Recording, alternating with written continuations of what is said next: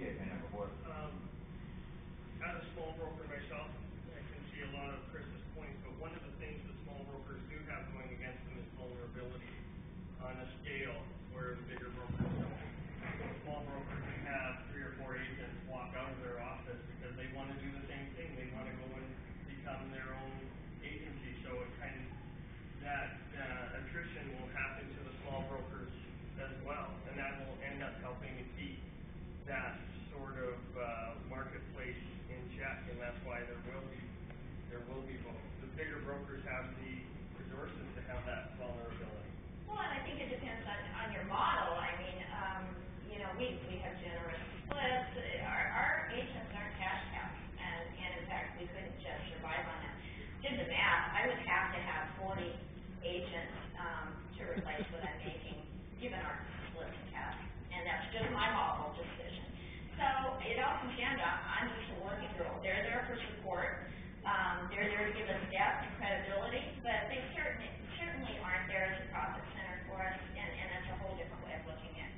We'll do one more, and then we're going to do some closing remarks. Aren't you a leading broker? Is there a difference in the small broker because you have your leading broker and What do you mean by a competing broker?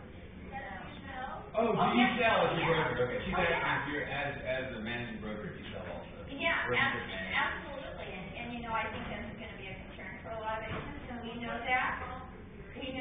But I think it goes back to the culture too, and a measure of trust, and matching up with the right kinds of people.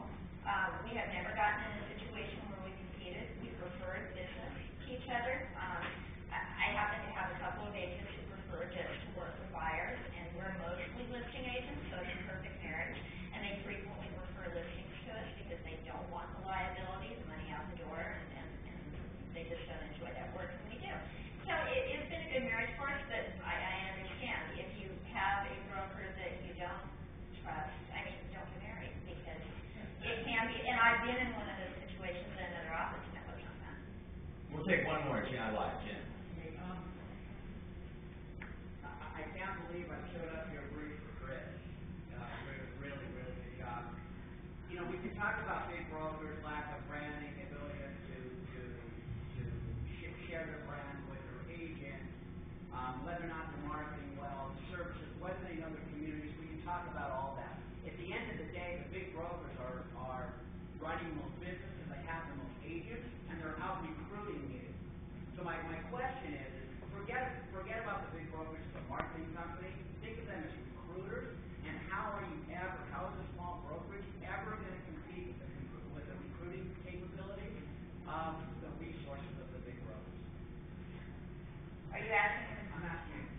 I think they're going to compete based on what they believe in, on culture. They're going to attract people, like-minded agents, who really want to deliver the right level of excellence and service, and want to be customer-centric, and want to be consistent with delivering that message. I think the small brokerage has the ability to offer the splits that are enticing, that Rob has so aptly pointed out simply aren't going to work in the big brokerage model today. And then certainly if you're a working broker, like I am, again, I don't rely on my agents doing a lot of business to feed myself.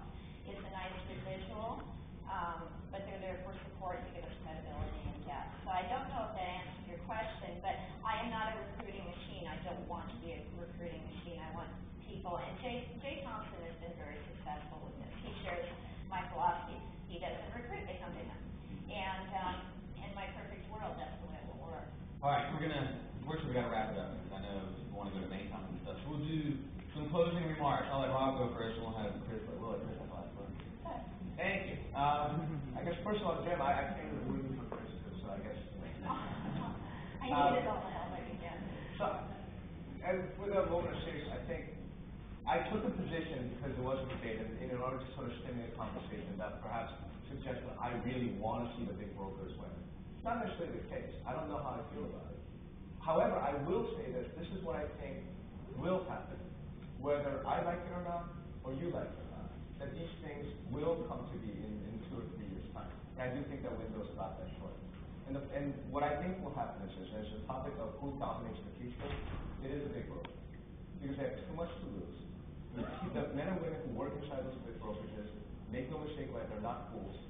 They know what the stories, they know what they've done, they're working through them.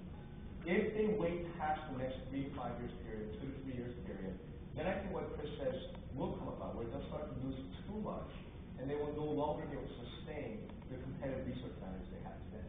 Which means that from a survival standpoint, I think the big brokers over the next 2 to 3 years will make strategic changes, structural changes, to make sure that they are able to survive and thrive in the future. And this will have immense impact on the industry. So we were talking yesterday about real estate market, and I don't want to go into too much detail, but imagine for a second things like a post-IDX future. Imagine for a second there's a next big generation of whatever technology was available, and it will be a Coldwell Banker, or it will be a Norman Foster, or it will be a John L. Stott who invests the money to make those things happen and become proprietary. And that is what's going to allow them to control the customer relationship, which allows them to change their business model, go from a 3% of the profitability to maybe a 10% profitability. These things will have enormous impact on how the industry looks. And right now, just from where I stand, assuming two things, and these are big assumptions, I grant you that, but assuming two things. One is that the big brokers find the will to make the change. And the second one is they find the way to execute to do this, then they are the future. They have the money, and he that has, gets. This is sort of a law of the universe, and that's what I think is going to happen. Not necessarily that it's a good thing that it's happening. So that's my close argument for why I think the way that it does. And that was an excellent point, but I'm not ready to concede, because for those things to happen, they take time. It's a process, not an event, like so much in our world. And my experience has been that they don't exactly turn the battleship on a dime. That's one of the big advantages of going independent or being affiliated with a small brokerage, is because you are lean, you are flexible, you can be innovative without having to go through committee. Decisions aren't made by committee. I want to do custom science tomorrow, I'm doing custom science tomorrow. And that's just a little example. So no, I don't have the venture capital, I don't have the kind of funds behind me, but I do have a pretty good head on my shoulders, and that's one thing that Inman reminds me of every year. You know, we live in this world where we're reminded